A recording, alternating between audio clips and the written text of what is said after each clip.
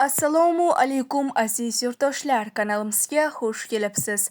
Hozir taniqli shifokor, olima Oydin Soliqning haqiqiy tibbiyot kitobini audio shaklida e'tiboringizga havola etamiz. U kishining ilmi va tajribasi barchamizga foydali bo'ladi degan umiddamiz. Ushbu loyihani Oydin Soliqning xotirasiga bag'ishlaymiz. 36-qism. Hojamotning foydalari.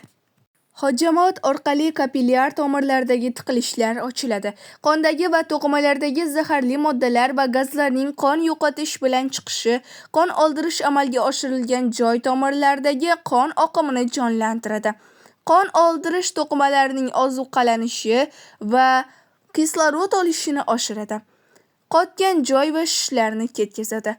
Qon oldirish qon ishlab chiqarishga mas'ul bo'lgan a'zolarni, ya'ni suyak iligi, jigar, taloqni rag'batlantiradi. Immunitet tizimini quvvatlantiradi, vujudga quvvat beradi, og'riqlarni ketkazadi, kasalliklarning oldini oladi. Kamqonlik, bel tortib qolishi, bo'g'im va bosh og'riqlari, bel, bo'yin churrasiga, ya'ni grijasiga va tuz yig'ilishiga bog'liq og'riqlar, taloq, jigar, infeksiyalar, asab, ruhiy va boshqa turli kasalliklarning davosida, ich qonishini to'xtatishda eng katta ko'makchi. Afsuski, mamlakatimizda qon oldirish, banka qo'ydirish, doyalik, ya'ni akusherlik va zudlik bilan davolash yillar davomida xo'rlandi, kamsitildi, taqiqlandi va bu malakalarning yo'q bo'lish xavfi vujudga keldi.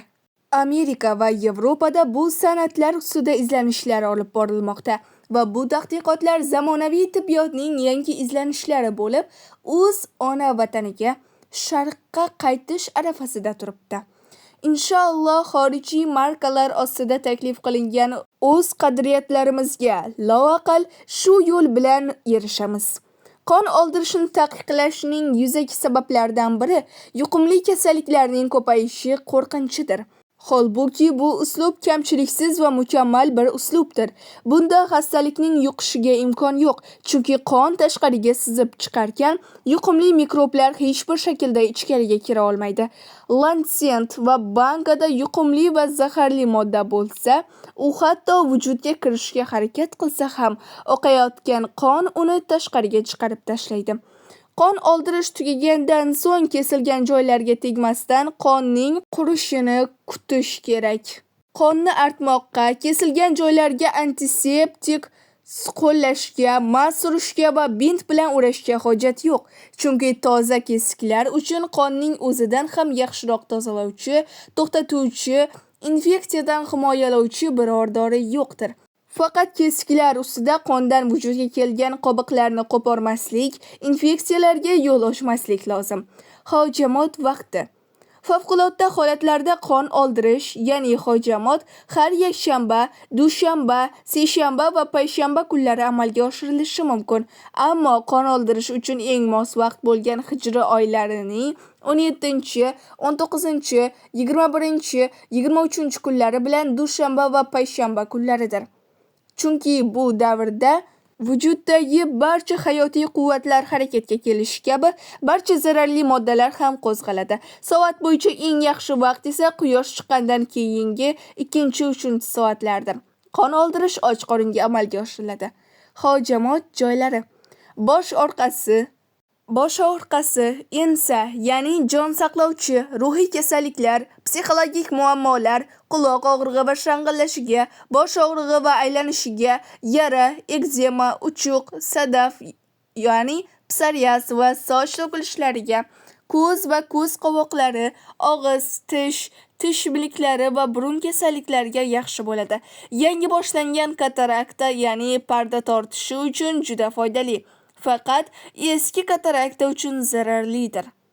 Ensa chuqurining past qismi, ya'ni bo'yin, ko'z va ko'z qovog'i xastaliklariga, ya'ni govmichcha, ko'z qovog'i og'riqlari va shishi, og'iz hidlanishiga, tish va tish miligi kasalliklariga, tiroid va limfa bezi xastaliklariga, quloqlarning past qismi va biroz orqa tomoni, ya'ni quloq, burun, tomoq va ko'z xastaliklari, old tishlar va qoziq tishlariga, bosh og'riqlariga, jigar va safro kosasi, ya'ni o't pufagi sanchiqlariga, bosh titrashiga, yelkalar, jigar kasalliklari va yuqori qon bosimi, bosh og'rishi va aylanishi, kepak, ya'ni qazg'oq, soch to'kilishi, bo'yinda tuz yig'ilishi va churrasi, ya'ni grijasi, qo'l, yelka og'riqlari, gormon muvozanatsizligiga, kurak chuqurlar orasi, ya'ni o'ta emas, biroz yuqori qism, o'pkalar, yurak, oshqozon osti bezi va safro kosasi, ya'ni o't pufagi kasalliklariga. Kurak chuqurlarining pastki qismi bel og'rig'iga va grijasiga, qorin og'rig'iga, oshqozon va jigar kasalliklariga, bel, ya'ni siydik tuta olmaslikka, bel og'rig'i va grijasi, buyrak va ayol erkak jinsiy kasalliklariga, dum suyagi, ya'ni prostatit, fil kasalligi, bavosil, ya'ni gemoroy va hayz tartibsizligiga, tizzalarning ustki va pastki qismlari, ya'ni ichki va tashqi qismlari, tish og'rig'i va tish kasalliklariga, hayz tartibsizligi, bavosil, venalar kengayishi, boldir va oyoq yaralariga, oshqozon, jigar, safro kosasi va buyrak xastaliklariga, boldirlar orqa qismiga, yuqori qon bosimi, sadaf, fil kasalligi, siydik yo'llar va buyrak kasalliklariga, bosh og'rig'iga, boldir va oyoq og'riqlariga va o'sha yerlardagi yaralarga, to'piqning tashqi qismi, quymuch asab tolasining yallig'lanishiga, vena kengayishi, bod va fil kasalliklariga, to'piqning ichki qismi, hayz tartibsizligi va bavosilga qarshi juda yaxshi vosita. Eslatma: qon oldirishning eng yaxshisi kasallikdan oldin amalga oshirilgan qon oldirilishidir. Og'ir kechadigan kasalliklarda esa yo kasallik boshlanganda, yo shiddati kamaygan va otash so'na boshlaganda qon oldiriladi. Surunkali hazmsizlikdan shikoyat etuvchilar avval hazm tizimini yaxshilash va so'ngra qon oldirishi darkor. Kishi birinchi marta qon oldirsa, hammomdan so'ngra amalga oshirilmaydi. 2 soat kutish lozim. Qoni quyuq va yopishqoq bo'lganlar uchun hammomdan chiqiboq qon oldirishlari kerak. 2 chuqurdan, ya'ni ensa chuquri va liqildoqdan qon oldirilmaydi. Bu amalga oshirilsa, parishonxotirlik va hatto jinnilikka sabab bo'lishi mumkin. Bosh orqasidan, ensa chuqurining past qismidan, ya'ni bo'yindan, quloq orqasidagi joylardan tez qon oldirilmaydi. Aks holda bu ko'rishning zaiflashishiga sabab bo'lishi mumkin. Bu holda qon oldirish avvaliga 2 hafta orasi bilan 2-3 marta, so'ng oyda 1-2-3 marta amalga oshirilishi mumkin. Eski kataraktada ko'z gavharining xiralashuvi, parda tortishadi va ko'z amaliyotidan so'ng bosh orqasiga, ensa chuqurining past qismiga va quloq orqasiga maxsus holatlardan tashqari qon oldirilmaydi. Organlarni almashtirgan kishilarga, dializ va gemofiliya kasalligiga yo'liqqanlar qon oldirmaydi. Qorni to'q bo'lganlarning qon oldirishi mumkin emas. Kuygan joylarni, ekzema, vena kengayishi va boshqa yaralarning, hollarning, pes dog'larining ustidan qon olinmaydi. Bardam va quvvatli bo'lganlardan tashqari 60 yoshdan oshganlar hayotida hech qon oldirmagan bo'lsalar, qon oldirmaydilar. Hayz ko'rgan ayollar ham qon oldirmaydilar. Sabablari: birinchi, tahoratsiz bo'lganlari uchun, ikkinchi, qon oldirish hayz qonini ushlaydi. Qonash bilan chiqmagan qon bajadonda siqiqliklar paydo qilishi mumkin. Ayrim holatlardan tashqari homilador xotinlarning va 12 oylik bo'lganga qadar bolalarning qon oldirishga ehtiyoji yo'q. O'ziga xos vaziyatga egalarga, misol uchun sun'iy sanchiq va qorinni yorib bola olish orqali tuqqan, miya funksiyasiga buzuqlik bo'lgan, ko'r va g'ilay bo'lgan bolalarga, avvaldan qorni yorib bola olingan yoki har qanaqangi bir amaliyotni boshidan kechirgan homilador ayollarga qon oldirish tavsiya etiladi. Lekin avvallari har yangi tug'ilgan chaqaloqning dum suyagidan qon oldirilardi. Bu narsa tug'ilishda paydo bo'lgan miya shishlarini umurtqasi yo'qligiga so'riltirib, miyaning tinch ishlashini ta'minlar edi.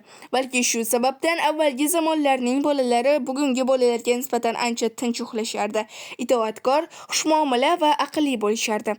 Hojamot tugagandan so'ng kesiklarga tegmaslik va qonlarni artmaslik kerak. Biroq qon to'xtagandan va kesiklar ustidan qobiqlar paydo bo'lgandan so'ng yaralari quruq bint bilan o'rash mumkin. Ayniqsa kesiklar ustidagi qobiqlar artilmaydi va infeksiya tushishiga yo'l qo'ymaslik uchun qon oldirishdan keyingi 24 soat ichida hammomga kirilmaydi. Qon oldirgandan so'ng 1-2 soat ovqat yeyish va uxlash mumkin emas. Qon oldirish vaqtida bekorga gaplashilmaydi, televizor ko'rilmaydi, qo'shiq tinglanmaydi. Bu taqiqlarning ba'zilari qon oldiruvchini, ba'zilari qon olayotganni himoya etadi. Barchasi jiddiy va muhim taqiqlardir. Hojamotning ba'zi sirlari borki, har kimga ham aytilavermaydi. Shu sababdan qon oldirish san'atini shu ishning ustalaridan o'rganish lozim. Kanalimizni yo'qotib qo'ymaslik uchun kanalimizga obuna bo'lishni va videoga like bosishni unutmang. Kitobning keyingi qismi keyingi videolarda. Fikringizni izohlarda yozib qoldiring.